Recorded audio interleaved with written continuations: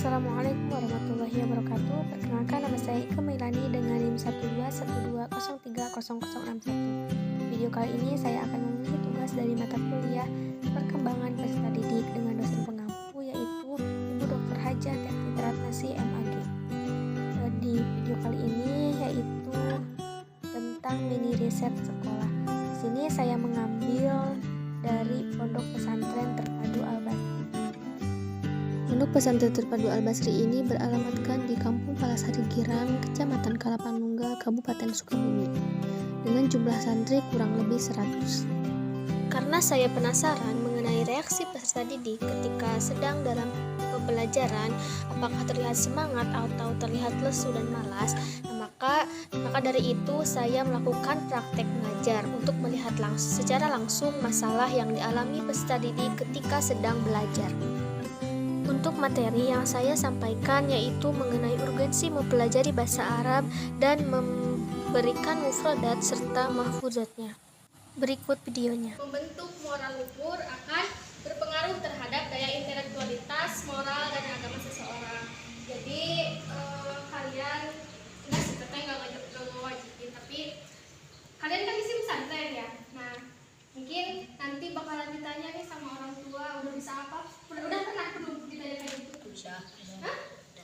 Ditanya, kamu udah bisa apa pesantren? Jangan kayak gitu.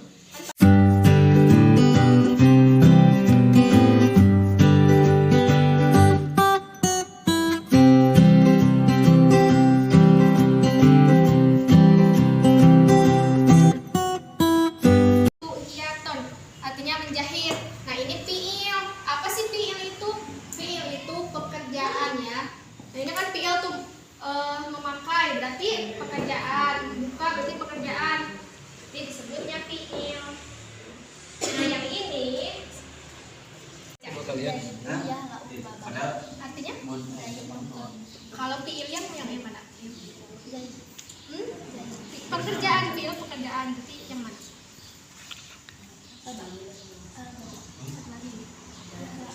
Kalau misalkan fa'il, yang orang yang mengerjakan berarti siapa?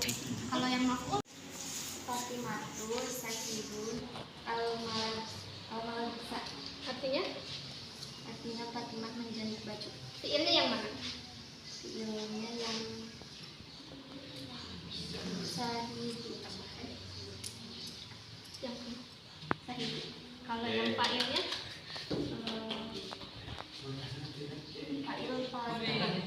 Fatimah. kalau maf'ul Al-Malabisa. kalau maf'ul harus apa? Gak usah bismillah kalau nyanyi.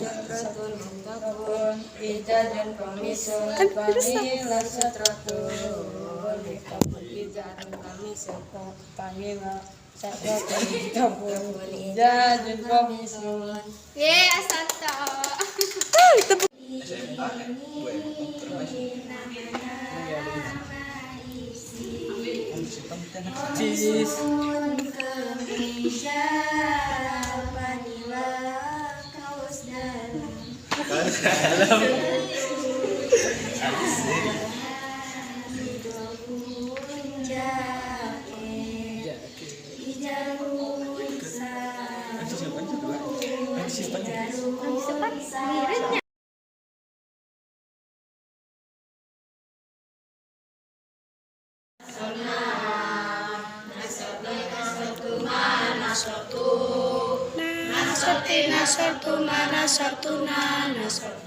Nasarna. Fi'il mudhari'nya yang Nasrana Masarun. Sok 1, 2, 3. Yasuruna.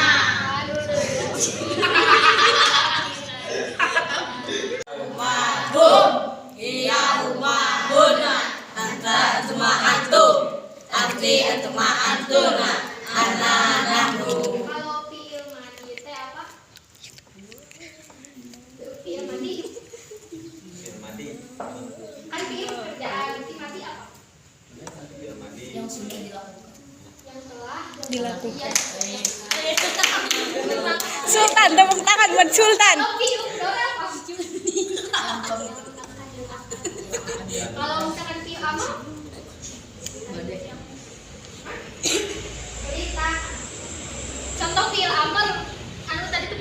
si Sultan.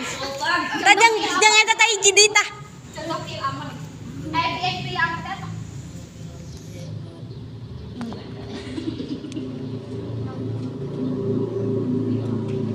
Kamu contohnya tadi kalimat nasoro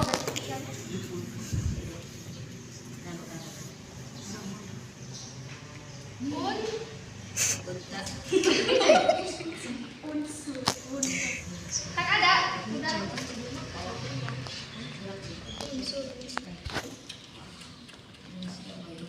Jadi setelah kita jelasin tentang organisasi bahasa Arab, apakah kalian terbuka?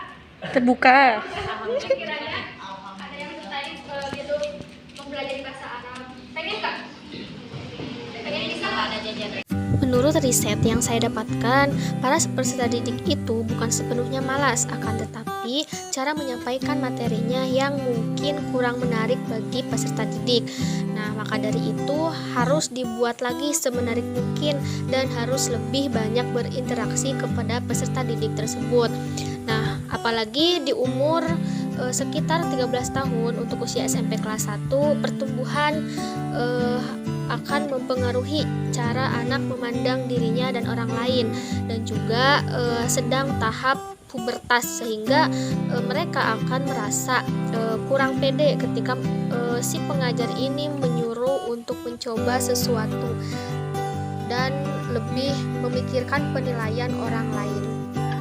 Tetapi untuk lebih jelasnya, mari kita lihat dan dengarkan hasil wawancara saya dengan Rois di Pondok Pesantren Terpadu Al-Basri.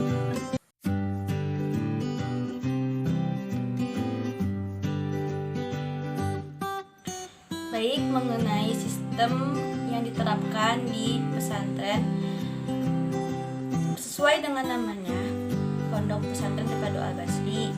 Jadi lebih ke terpadu, bukan salafi dan bukan juga modern. Jadi seimbang antara salafi dan modern. Ini terpadu.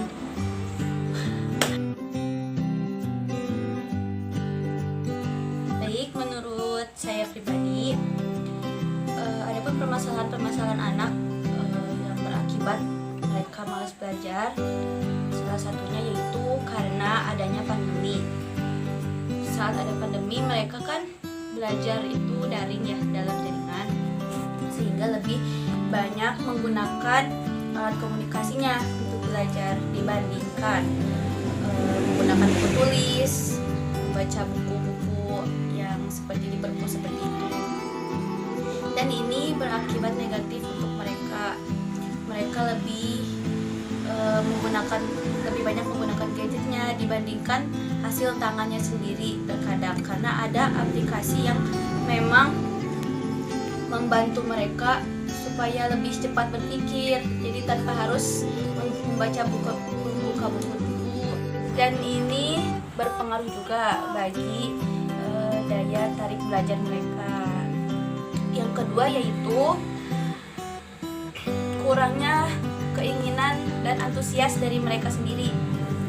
Karena terkadang walaupun sekolah, walaupun pesantren menuntut mereka untuk giat belajar, tapi jika diri mereka sendiri emang kurang minat dan tidak semangat, itu juga akan berakibat buruk untuk meningkatkan giat belajar mereka, sehingga berakibat malas belajar. Dan yang ketiga yaitu adanya gadget tadi. Gadget ini berpengaruh besar karena tidak sedikit anak sekolah, anak pesantren seperti itu yang belum dewasa dalam menggunakan gadgetnya, dan ini bisa juga menjadi faktor mereka menjadi kurang giat belajar, bahkan malas belajar.